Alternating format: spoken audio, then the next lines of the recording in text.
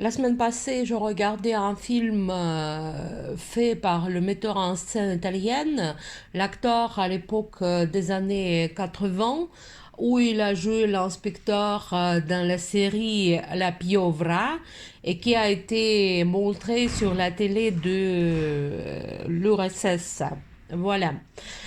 Et depuis ce temps-là, je me rappelle bien l'histoire de cet acteur. Ensuite, cette toile que j'aime bien, j'ai parlé à propos d'elle en français dans notre université quand j'ai fait mes études il y a 30 ans.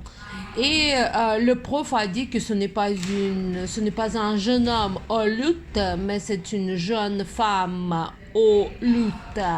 Voilà la raison de vous montrer encore une fois cette toile du Caravage, les raisons plutôt.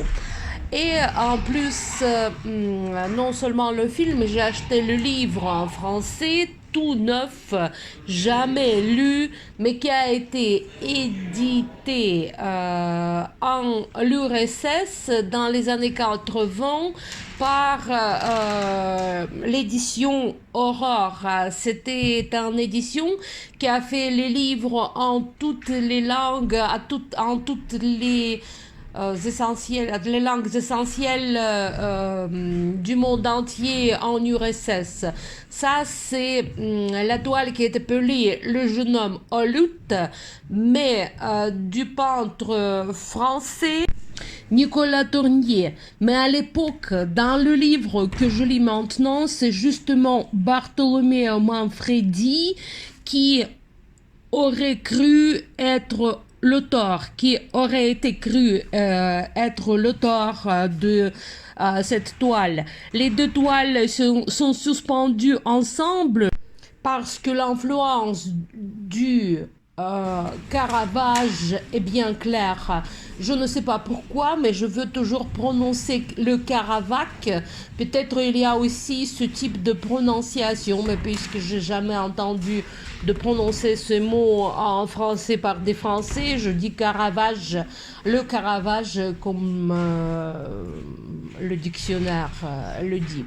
Bon, et pourquoi il est très connu ce Caravage-là? Parce qu'il a fait le clair obscur, il a apporté le clair obscur, ce contraste dans la peinture, et en plus il a ajouté beaucoup de réalisme dans la peinture italienne. C'est le concert de Mattia Preti, le peintre qui est né en 1613, c'est-à-dire juste après la mort du Caravage. Il faut dire qu'il y a beaucoup de toiles qui ont cherché l'auteur durant les siècles. Et c'est le même cas parce qu'au commencement, cette toile a été d'abord à Valentin. Ensuite, dans les années 50, les savants de l'Ermitage ont dit que c'est Mattia Preti. Dieu merci, il y a toujours des copies des toiles. Par exemple, ici, la toile, pareil, dans la collection de Nicholson à Londres. Et en plus, le travail de Nicolas Preti à Rome montre son intérêt envers des scènes pareilles, scènes de genre qui ressemblent beaucoup aux peintures des Caravagesques.